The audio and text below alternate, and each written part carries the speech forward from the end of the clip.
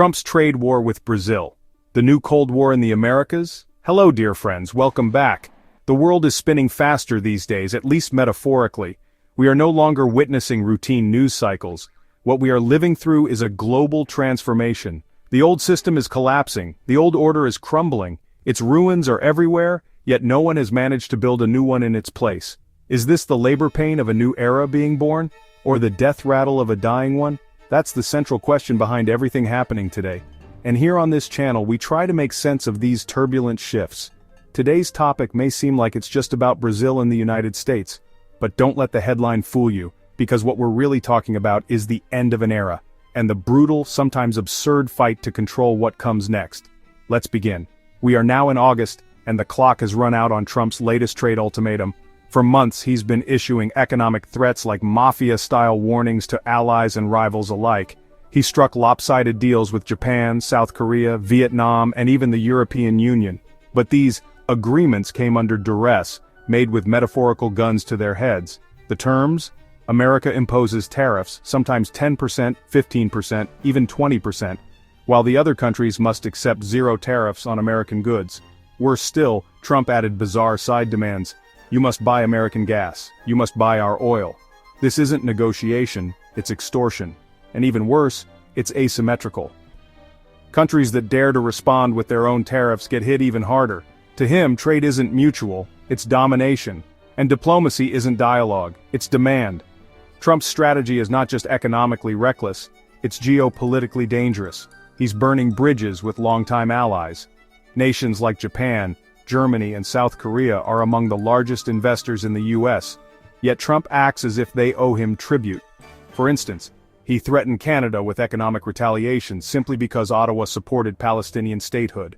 His motto might have been America first, but time and again, his actions scream, Israel first. Enter Brazil, a nation of 210 million people, the largest economy in South America. A key player in the BRICS bloc and one of China's most strategic partners in the Western Hemisphere. In April, Trump imposed a modest 10% tariff on Brazilian imports, one of the lowest among the countries targeted. Brazil thought they had escaped the worst. They were wrong. Trump has now unilaterally raised tariffs on Brazilian goods to a staggering 50%, among the highest in the world. This is not about protecting American jobs, it's not even about economic balance. The US actually runs a trade surplus with Brazil. It sells more to Brazil than it buys. So why the escalation? It's personal. Here's where it gets complicated and frankly, a bit disturbing. Trump is angry because Brazil is no longer ruled by his ideological ally, former President Jair Bolsonaro, a far-right populist often described as the Trump of the tropics. Bolsonaro is currently facing prosecution for corruption and for allegedly plotting a coup after losing the 2022 election. His successor? Lula da Silva, a leftist veteran who defeated Bolsonaro at the ballot box. Trump sees Lula not just as a political opponent, but as a personal insult. A reminder that populist strongmen can fall, that the people sometimes do say no. And in retaliation, Trump is punishing an entire country. He's even gone as far as imposing sanctions on the Brazilian Supreme Court justice overseeing Bolsonaro's legal cases. Imagine that. An American president directly interfering in another country's judiciary because he doesn't like their verdicts. This isn't diplomacy, it's vendetta. So what does all this mean for Brazil? The new tariffs won't affect everything. Brazil's commercial airplanes, oil, and orange juice may be spared. After all, Brazil supplies nearly 90% of America's orange juice, and Trump isn't foolish enough to start a breakfast rebellion. Still, critical exports like beef and coffee are now facing massive penalties. The Brazilian-American Chamber of Commerce estimates that about 40% of Brazil's exports to the US will escape the tariffs, but the remaining 60% will feel the sting. This isn't just about trade numbers, it's about political pressure, economic leverage, and yes, revenge. Brazil isn't alone. Trump recently slapped 30% tariffs on South African goods not because of trade imbalances, but because South Africa dared to take Israel to the International Court of Justice for alleged war crimes.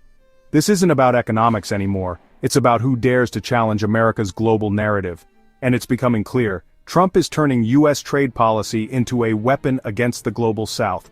Countries that defy his worldview are punished economically. Nations that align with the rising BRICS coalition, Brazil, Russia, India, China, South Africa, are being targeted with tariffs, sanctions, and diplomatic pressure. Let's take a step back. Why is Brazil so important to Trump? Because Brazil is China's key ally in Latin America, and China is now the #1 trading partner of nearly every country in the region. In the 1970s, China was an economic ghost. Today it's the giant in the room. It exports more, invests more, and trades more than America or Europe in much of the global south, and America is terrified. It can't compete with China on price, it can't match China's infrastructure deals. So instead, Trump tries to break the links, punish the partners, disrupt the ecosystem. Brazil is just the latest battleground in a much larger war. Let's be clear, Trump's obsession with Bolsonaro isn't just about ideology, it's about precedent. Trump himself is under legal scrutiny for alleged coup attempts and financial misconduct. Watching Bolsonaro prosecuted hits too close to home. If Bolsonaro can fall, so can he. So Trump wants to rewrite the rules, silence the courts, punish the prosecutors, and he's doing it in the name of democracy. Think about the irony. A man accused of subverting democracy in his own country now claims to be defending it by attacking Brazil's judiciary, by imposing tariffs as punishment for legal rulings. He accuses Brazil of silencing opposition, even as he cheers for far-right movements across the world, including neo-Nazi parties in Europe. This isn't democracy, it's authoritarianism wrapped in the language of freedom. What we're witnessing is the start of a new Cold War, not between communism and capitalism, but between multipolarism and monopoly. The United States can no longer dictate global trade, its economy is aging, its influence is fading. And leaders like Trump are trying to hold on to dominance through coercion instead of cooperation. China, on the other hand, is waiting, biding its time, expanding quietly through trade, logistics, and diplomacy. 120 countries now count China as their top trading partner. That's not a trend, that's a transformation. Trump's aggressive policies might delay the shift, but they cannot stop it. The world is changing fast, and Donald Trump, love him or hate him, is the face of America's struggle with that change. He is not building a new world order, he is a symptom of the old one collapsing.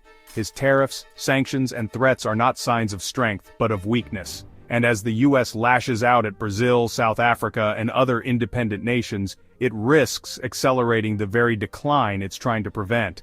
The real war is not over trade, it's over the future, and the battle lines are drawn. So keep watching, keep questioning, and stay informed. Thanks for being here. Don't forget to like, comment, and subscribe. And if you believe in deep dives into the truth behind global headlines, this is the place for you. Until next time, stay safe and stay curious.